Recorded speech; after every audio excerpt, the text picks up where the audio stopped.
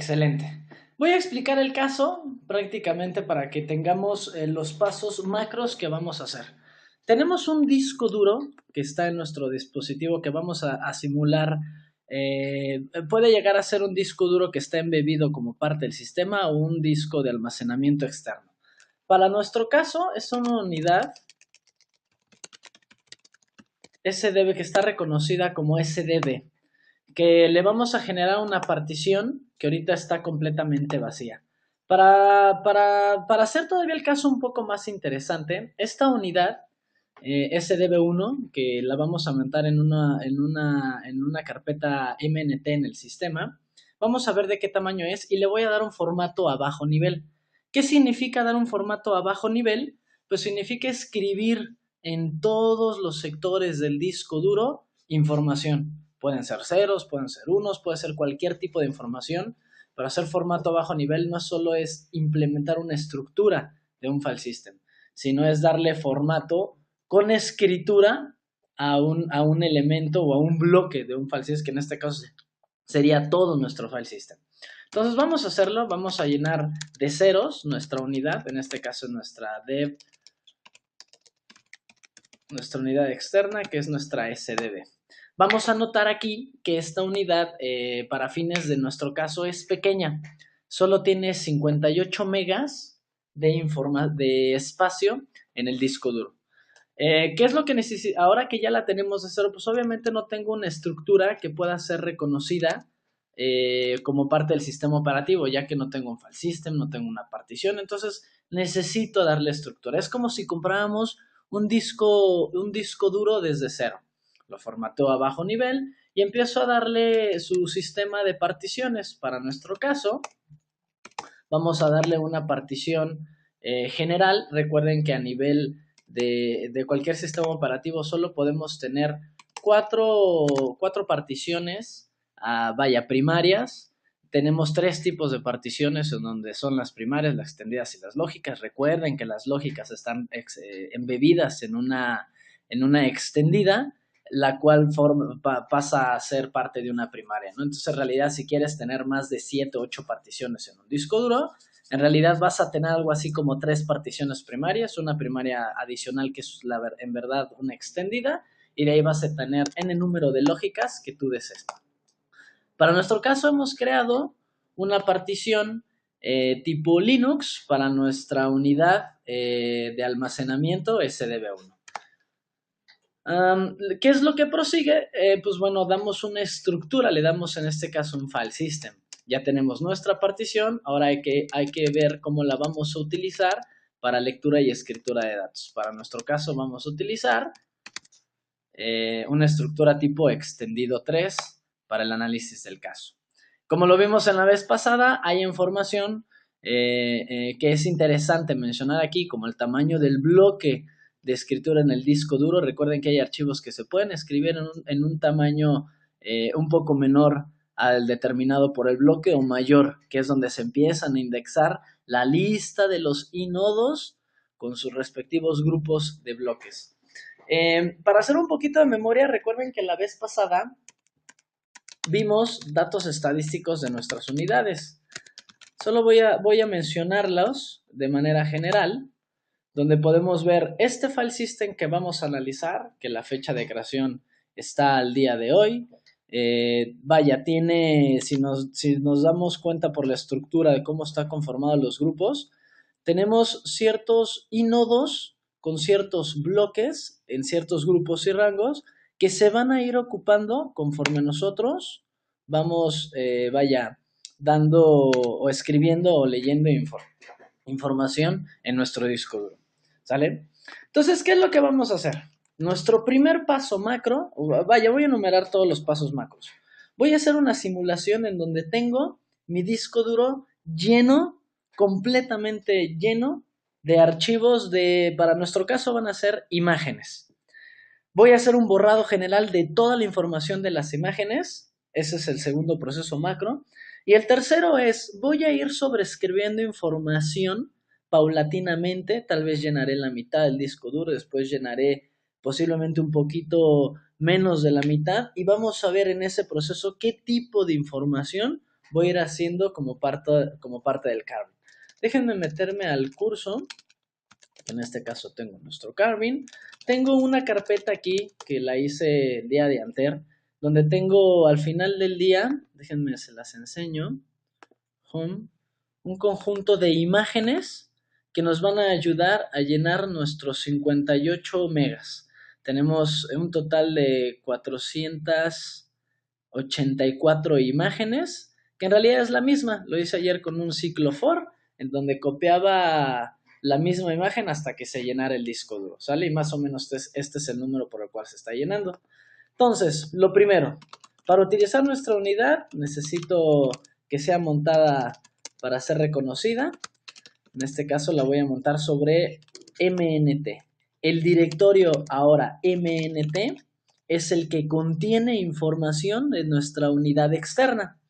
¿Qué es lo que voy a hacer? Pues bueno, voy a copiar todas las imágenes a nuestra nueva unidad. Es decir, si lo equiparamos a una unidad que yo tengo, por ejemplo, de medio tera, que son 512 gigas de información, pues a mí me tomaría más o menos tal vez un año en llenarla, entre imágenes, MP3, entre muchas cosas que tengo. Vamos a simular un año en menos de 5 segundos en MNT y veo que tengo en MNT, déjame copiar las imágenes porque no copié otros archivos que no son relevantes. Imágenes, déjame borrar otra vez el kernel, estos archivos que los voy a utilizar después. XAB, XAC, bueno, X asterisco. ¿Sale? Otra vez, copiamos las imágenes, asterisco, al MNT, nuestro directorio. Dime. Entonces, copio las imágenes que están aquí. En este caso, creo que ya están copiadas. Si se dan cuenta, llega un punto en donde me dice que ya no tengo suficiente espacio para seguir copiando. Lo que sucedió es que acabamos de llenar todo nuestro disco duro de imágenes. Solo tengo un directorio Lost Found, que lo platicamos para qué es en nuestra sesión pasada, y tengo todos los archivos que son de mi competencia. Yo como usuario final, para mí es información que es relevante. Desmontamos nuestra unidad para que se graben nuestros datos correctamente. Y entonces sí, vamos a ver qué fue lo que sucedió. Ahora que tengo una estructura llena en nuestro disco duro, ¿cómo se ve? Vamos a ver un file system stat, a nuestra unidad, a nuestro propio file system. Y vamos a ver que tengo, estos archivos miden cada uno aproximadamente, vamos a ver, 208K. Es decir, hemos llenado los bloques de información con 208K, sabiendo que cada bloque en el disco duro mide 1024. Cuando lo analizamos como parte de la información del tamaño del segmento del bloque. Si lo vemos a nivel de lo que está pasando en nuestros grupos, vean cómo tenemos, para algunos de los casos, bloques que ya están 100% full. No para el caso de los nodos is. Hay que hacer una comparativa. Bueno, más bien es importante mencionar que no necesariamente el tener lleno tu disco duro implica que tu estructura del file system esté ocupada al 100%. Una forma de llenar un disco duro será con un archivo completamente que te abarca todo digamos, todos los bloques para poder escribirlo. Otra forma de llenarlo sería llenarlo con archivos de 1K. Eso, ¿a qué voy con esto? Que tú puedes tener asociaciones diferentes de inodos según los tamaños de archivos. ¿Puedes llegar a ocupar toda la lista de inodos? Sí, en casos muy extremos donde los archivos sean en extremo pequeños, pero jamás te la vas a poder acabar. Porque algo curioso que tienen este tipo de estructuras es que manejan hasta un triple nivel indexado, en donde si requieres más inodos, como si fuera, ¿se acuerdan sus clases de C? Como si fuera una lista ligada, ligo otro inodo que me permite tener una nueva estructura de datos, por así decirlo. Lo cual hace que tenga inodos de manera casi ilimitada, ¿no? Tengo una estructura, al final del día sí están contados, pero vaya, acabárnoslos es un poco complejo. Pero vean cómo tengo una lista al final del día de bloques que ya están completamente ocupados, ¿sale? ¿Cómo se ve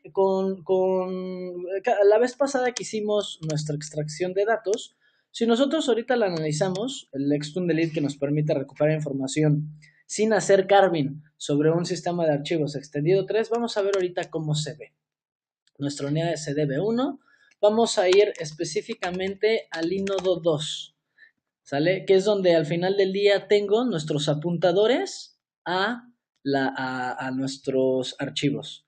Vean qué es lo que pasa aquí, ¿eh? Y esto ya está dado por los ejercicios que he venido preparando y las pruebas que he hecho. Tenemos unos conjuntos de archivos que están atados a ciertos inodos y empieza nuestra estructura en el bloque 475 con la planta 102 que apunta al inodo 5 con un status delete. Si se dan cuenta, este status ya está marcado como delete, aunque todavía no hacemos ese proceso. En realidad, toda nuestra información inicia desde aquí. Esto aparece, ahorita lo van a entender al final del proceso, estos delete, por las pruebas que yo ya he hecho, que fue prácticamente la elaboración de este escenario. Sin embargo, la información que nos compete está aquí. Aún tenemos todos nuestros archivos asociados a un inodo con un estatus sin borrar.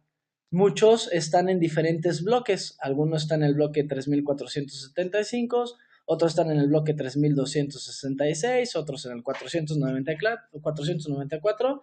Vaya, esa ya es una estructura que entre el sistema operativo y el file system lo van a ir acomodando, ¿no? Si nosotros lo analizamos en nuestra unidad, mnt dev sdb1 en nuestro MNT, ponemos la unidad, ls-la, apuntamos, le decimos que nos traiga la información del inodo y aquí estamos viendo todos los elementos, planta,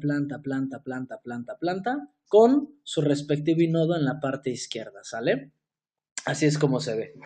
Vamos a simular un crash del sistema. ¿Sabes qué? Híjole, no sé qué pasó, rm-rf, todo lo que sea, .jpg. Por alguna extraña razón, tal vez tuvo un corte de luz, tal vez pasó algo, desconozco qué, pero perdí mis archivos.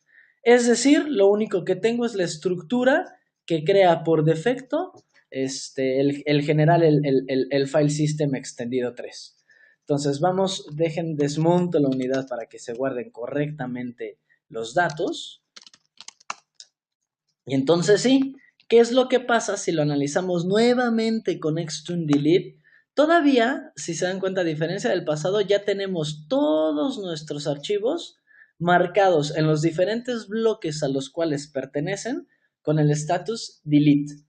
Hasta este punto, sin hacer una sobreescritura de información, todos nuestros archivos los podemos recuperar al 100% de forma íntegra. Todos, sin ningún problema. Eso lo hicimos la sesión pasada. Entonces, hoy nos compete simular un usuario en donde, híjole, ¿sabes qué? Me súper urge nuevamente tomar el disco duro porque tengo que compartir una información. Pues bueno, ni modo. Luego lo llevaré con el examinador forense a ver qué me puede recuperar. Grave error, y ahí es donde empiezan los errores. Leí por ahí en una conferencia en un foro en donde se comentaba que cuando hay una estructura de un daño en un file system, hacer muchas veces el mismo disco duro, el mismo sistema operativo, en este caso, por ejemplo, Windows, automáticamente te lanza herramientas tipo ScanDisk, por ejemplo. Escuché en ese foro que no es recomendable incluso correr esas estructuras del file system, porque principalmente lo que hacen es cuando ya hay un bloque o un segmento dañado, se lo brincan. Y hay información, se lo brincan o lo puedan utilizar de forma tal que están ya haciendo que se pierda cualquier tipo de conexión o rastro para hacer una recuperación de datos. Es como si hiciera un formato a bajo nivel, lo dejo inutilizable hasta cierto punto, claro está, ¿no? Entonces, ¿qué es lo que voy a hacer? Pues, ¿sabes qué, Edgar? Necesito compartir el archivo. Recuerden que nuestra unidad mide 58 megas aproximadamente. Voy a copiar un archivo que mide 24 megas. ¿Cuál es el contenido de este archivo? Si lo analizamos, el XAE, donde voy a dar un head, porque no quiero que ahorita se me consuma la memoria, en las primeras 1000 líneas, para el archivo XAE, head, si existe XAE, head, sí, bueno, si no un tail, al XAE. Solo quiero mostrar cierta información que tiene. Y aquí está. Era lo mismo. Tengo un archivo que copié, que al final del día es el kernel parameters, que le hice un split según un tamaño en específico, que para nuestro caso son 24 megas. Voy a copiar ese archivo, sabes que necesito compartirlo, hacia mi unidad de almacenamiento. ¿Qué es lo que pasa? Pues ya tengo entonces en esta unidad, en mi MNT, perdón, necesito montarla, mount nuestro dispositivo. Entonces sí, nuestra unidad que solo tiene los found, vamos a copiarla en MNT. Y entonces sí, ya tengo un archivo de 24 megas que me ocupa la mitad de la mitad del tamaño del disco duro. ¿Qué es lo que implica en términos teóricos si lo equiparamos con un inodo y los bloques? Quiere decir que esta unidad, este archivo que corresponde al inodo 12, por su tamaño está ocupando varios sectores en el disco duro para poder almacenar su información. Dependiendo de cómo estén liberados los sectores en el disco duro, vamos a ver, por ejemplo, vamos a darle un file system stat, ahora para que vean cómo se ve, en donde antes teníamos una estructura de bloques ocupada al 100%. Y ahora tengo una estructura de bloques utilizada, digamos, como a medias. Algunas están vacías, otras tienen una estructura de nodos casi al 100%, si se dan cuenta, porque en realidad solo tenemos un par de archivos en nuestro disco duro, en donde los nodos se amplían, quedan libres, no así la estructura de los bloques donde se almacena la información. Entonces sí, vamos a desmontar nuestra unidad MNT, nuestro disco duro externo, y vamos a ver cómo se ve a nivel del extund-delete. Extund-delete nuestra unidad, y vamos a ver el inodo 2. Vean cómo ahora el número de archivos que me aparece es inferior. Sigo teniendo algunos elementos en delete de planta tal, en diferentes bloques. Por ahí están los bloques que habíamos dicho anteriormente, el 494, donde todavía en ese bloque, al parecer, no se ha escrito información. Vamos entonces a recuperar a través de Carvin la información que posiblemente haya sido sobrescrita en un bloque en específico, pero sin embargo que en el bloque todavía puede contener información. Vamos a hacerlo tan fácil como llamar a la herramienta foremost y le doy nuestro dispositivo. Déjenme ver dónde estoy posicionado. Ok, estoy en root. Ok, es que el foremost nos va a generar una carpeta de salida. Entonces, foremost a nuestra unidad dev sdb1. Es recomendable en técnicas forenses, cuando esto ya lo hacemos en campo, siempre hacemos una copia fiel del dispositivo. Para nuestro caso no es necesario. ¿Por qué hacemos la copia fiel? Para proteger la información original. ¿Sale? Nunca trabajamos sobre el disco duro en específico o el original. Siempre trabajamos sobre réplicas. Y generalmente este tipo de técnicas van trabajando sobre una copia tipo imagen. ¿Sale? Entonces, bueno, pero para nuestro caso no hay problema que pase absolutamente nada en nuestro disco duro. Entonces damos el foremost al dev sdb1, tan fácil como eso. Empieza a procesar la información. Estas técnicas se tardan muchísimo, sin embargo, por nuestro tamaño de nuestra unidad, pues bueno, y para tener un ejercicio controlado, no se tarda absolutamente nada. El foremost, por default, que es una herramienta que te hace hacer Carvin, recuerden que aquí en el backtrack tenemos la lista en nuestro Exploitation Tools, ¿dónde está? Forensics. En Forensics Carving Tool tenemos nuestras herramientas para hacer todo lo que necesitamos, desde una extracción sencilla, que podemos ocupar Extrude Delete, o podemos hacer carving, podemos ocupar Formos. Aquí mismo está el Scalpel, que también te sirve para hacer carving, ¿sale? Entonces vamos a ver qué es lo que nos trajo nuestra herramienta. Output, nos vamos al output, vamos a ver qué hizo como parte de la auditoría, y nos dijo que en un inodo en específico, en una unidad SDB, con un tipo de file system tal, de un tamaño tal, con un número de bloques determinado, pudo encontrar información en los diferentes bloques por cómo está conformada dicha información. Puedo hacer la extracción de todos estos elementos, de 243 archivos, menos de los archivos que originalmente se borraron, que eran alrededor de 300 y cacho. Aún así que sobreescribimos información, aún así estamos recuperando a través de estas técnicas. ¿Qué es lo que en realidad hizo esta herramienta, el Formos? Si analizamos un poquito a bajo nivel, y lo voy a hacer con Scalpel, vemos que el archivo de configuración del Scalpel, que es el scalpel.conf, contiene los headers de los documentos que se están buscando. Por ejemplo, un archivo targz, si nosotros lo analizamos a nivel hexadecimal, vamos a encontrar un patrón con el que siempre inicia, así como un zip, así como un JPG, así como un exe, que si lo aterrizamos todavía más en el contexto teórico, archivos como exe contienen un identificador que se llama el número mágico, el cual es el que dictamina el tipo de archivo ejecutable que se encuentra en ese sistema operativo, ¿no? Si nosotros sabemos un targz, que en este caso hice un targz de esta carpeta que es Carving, vamos a analizarlo con un editor hexadecimal, con el Carving.tgz, vamos a ver que la forma en la que inicia, observen su pantalla a la derecha, targz, observa empieza con 1F 8B0808. Esta es una forma de establecer, si recordamos nuestras clases de desarrollo y de Bash Scripting, una forma de establecer valores hexadecimales. ¿Cómo se ve en hexadecimal nuestro archivo? Curiosamente muy similar. Bueno, no curiosamente, así está diseñado. 1F 8B08 y cambia el último parámetro aquí 00 por X08. Lo que puedes hacer también tú como experto analista forense es que si tú sabes que tus tarjetas tienen una extensión tal vez con 00 o puede ser un valor más certero para la extracción de información, pues nos vamos a este documento, ¿no?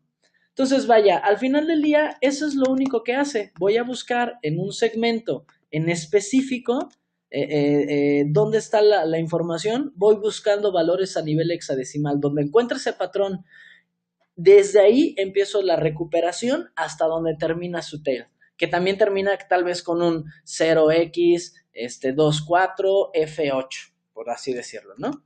Entonces, el usuario dice, híjole, todavía necesito ocupar información. Bueno, entonces necesito mi unidad. Entonces, conecto mi unidad externa y le copio otro archivo. Vámonos a Carving, vámonos. Voy a copiar ahora los HS, vamos a ver qué tamaño son. Voy a volver a copiar el mismo para simular 48 megas de información ya escritos, sobrescritos hacia nuestra unidad. Entonces voy a copiar el XAE nuevamente. AE a MNT XAE2. Entonces solo tengo ahora dos archivos, es decir, dos nodos, bueno, más lo que esté en el lost found, dos inodos que ocupan muchísimo de los bloques. Vamos a ver ahora, desmontemos nuestra unidad, desconectémosla para que se guarden los datos correctamente. Y ahora sí, vamos a ver cómo se ve. Vean cómo tenemos ahora los bloques. Originalmente estaba al 40 y tantos %, ahora está al 13%, y casi todos los demás van a estar al 0. Es decir, ya casi tengo la estructura de mi file system llena. ¿Cómo se ve ahora con el extune-delete? Esta es la parte interesante y es lo que es curioso. DB1, vamos a poner otra vez el inodo 2. Extune inode 2. Nótese cómo todavía el extune-delete, por cómo están alojados la relación de los inodos y la metadata, me sigue diciendo que todos los archivos que alguna vez estuvieron asociados con inodo y que fueron borrados, aunque ahorita posiblemente ya no existan ahorita a nivel de los datos, me los indica con status delete. ¿Puedo intentar recuperarlos? Sí. ¿Qué va a pasar? Va a ir a este inodo y no va a encontrar información borrada. Va a encontrar que está libre, pero va a encontrar información que no le compete por la metadata que tiene a este inodo. Por lo cual, vamos a ver qué es lo que nos saca el Carvin. Foremost, déjenme borrar el archivo, la salida que nos dio primeramente el foremost, lo volvemos a ocupar, tan sencillo como poner esto. Hay otras características adicionales del foremost que tal vez valga la pena analizar más adelante, pero vaya. Ahorita para el ejercicio práctico es suficiente. Foremost db1, procesa la información y vamos a ver en el output que nos trajo el audit. Y vean, ahora ya solo nos trajo 13 archivos. Vamos a analizarlos en el output. System, places, home. Vamos a ver cómo se ve esas imágenes una vez que ya las extrajo. Vamos a ver si están completamente bien extraídas o solo pudo extraer bloques. Vean las imágenes cómo se ven. Hay una que tiene una línea por ahí en donde no pudo extraer información del bloque, del segmento. Por lo cual quiere decir que hay información ahí que ya fue sobrescrita, que no pudo recuperar, que se ocupó según el file system fue colocando por su estructura de nodos y el tamaño del bloque, información que fue solicitada por el usuario. Hay incluso una imagen que se extrajo parcialmente, digamos una cuarta parte.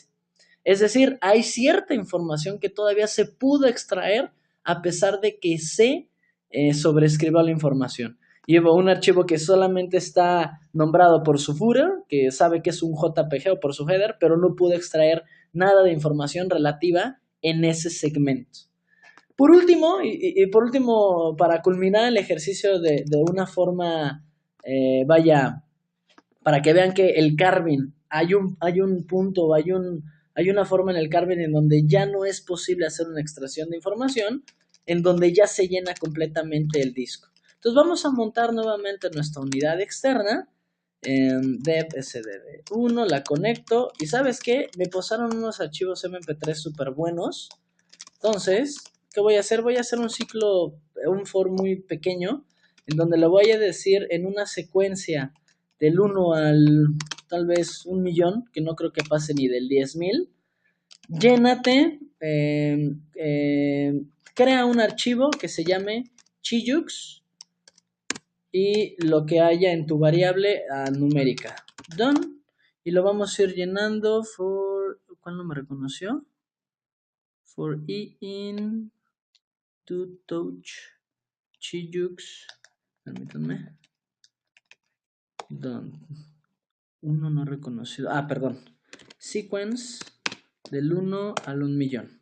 Me voy a ir al MNT. Déjenme ver si lo está llenando. Chiyux. Ok, falta nada más quitarle esto. Vamos a ver. Entonces nuestro MNT se empieza a llenar de archivos. Nótese que antes tenía bloques de segmentos que estaban ocupados con muchos ínodos desocupados. Vamos a ver una diferencia con lo que estamos haciendo ahorita. Van cerca de 4.000 archivos. Se tarda aproximadamente 1 minuto en hacer el llenado completo. Van 5.000 archivos. Vamos a ir viendo cómo se ve esta estructura. File System Stat, dev, sdb1, more. Vean cómo empiezo a tener tanto una estructura de inodos vacía como una estructura de bloques que se va a empezar a llenar conforme sigan llenando los archivos. ¿Ven? Todo está completamente ya vacío. Vamos a ver si aquí en el MNT todavía no nos da ningún error. Vamos a ver cuántos van. Van 7000, 9000. Eso, ya se llenó. Ya tenemos en nuestro lado izquierdo no space left on the device. Lo que quiere decir que tenemos muchos de los nodos de la estructura de nodos ocupados, menos libres, con una estructura de bloques 100% llena en el disco duro. La pregunta es, ¿podré hacer carving todavía este nivel? Vamos a preguntarle a nuestro sistema. Mount, desmontamos nuestra unidad para que se guarden los cambios. Y entonces sí, borro nuestro output. Perdón, déjenme poner esto. Borro nuestro output. rm-rf output. Listo. No está. Rm-output. Y entonces sí, le mandamos a llamar a nuestro foremost, a nuestra unidad SDB1. Procesando, vamos a ver qué procesa nuestro output. Vean cómo en el output tenemos nuevamente nuestro audit. Y vean cómo todavía, a pesar de que llena la estructura, nos dice que pudo obtener al menos 7 archivos. Si nos vamos, enumeramos nuestro output, ¿cómo se llaman? Se llama lo que nos genera una carpeta por tipo, que en este caso es JPG. Existen 1, 2, 3, 4, 5, 6, 7 archivos. Vamos a ver cómo se ven. Output JPG. Interesante. Interesante cómo, a pesar de que lleno una estructura de datos por los nodos, no se ocupan todos los bloques. Eso es algo, y con lo cual cierro la conferencia como moraleja. Casi siempre en todos los análisis forense al cual nosotros nos hemos enfrentado, siempre hemos podido recuperar información. Ha sido muy rara la vez quien ha podido hacer un formato a bajo nivel una vez que se sigue sobreescribiendo la información, porque quien en realidad hace un formato a bajo nivel necesita escribir en todos los grupos de sectores que se encuentran como parte del file system. Y esta es la parte interesante, que cuando tú ya tienes un dato que te ocupa menor información en el bloque y ya está asociado a un grupo de nodos, ese espacio que le sobra al segmento al bloque no va a llegar a ser ocupado a menos que se libere y más o menos ocupes un archivo o escribas un archivo más o menos del tamaño del bloque. Entonces la probabilidad de que formatees, de que sobreescribas archivos grandes principalmente y después los llenes con archivos pequeños, quiere decir que todavía puedes hacer recuperación de información y viceversa, ¿no? Aplica para ambos casos en mayor y menor medida, ¿sale? ¿Puede llegar a ser un proceso muy tardío? Por supuesto que sí. Vaya, al final del día, todo dependerá del tamaño del disco duro. No es lo mismo recuperar información, hacer procesos de carving en un disco de 58 megas, hacerlo en un disco de 1 tera. Créanme que se pueden llegar a tardar un par de mesecitos, no lo dudaría. Es relativamente sencillo, sí, aunque el proceso como tal es muy costoso. Cuesta desde el inicio por hacer la imagen forense digital hasta la extracción de los datos, ¿no? Hay empresas que incluso te cobran por mega recuperado. Do your maths, más o menos, ¿no? ¿Cuánto estaría? La parte importante aquí es que las empresas, así como ustedes individuos, pueden utilizar herramientas de este tipo que son open source. Enunciaremos en nuestro Facebook, así como en nuestra red social de Twitter y en el canal de YouTube, qué tipo de herramientas nosotros recomendamos para hacer recuperación y carving de datos en los diferentes sistemas operativos que se encuentran hoy en día en el medio, ¿no?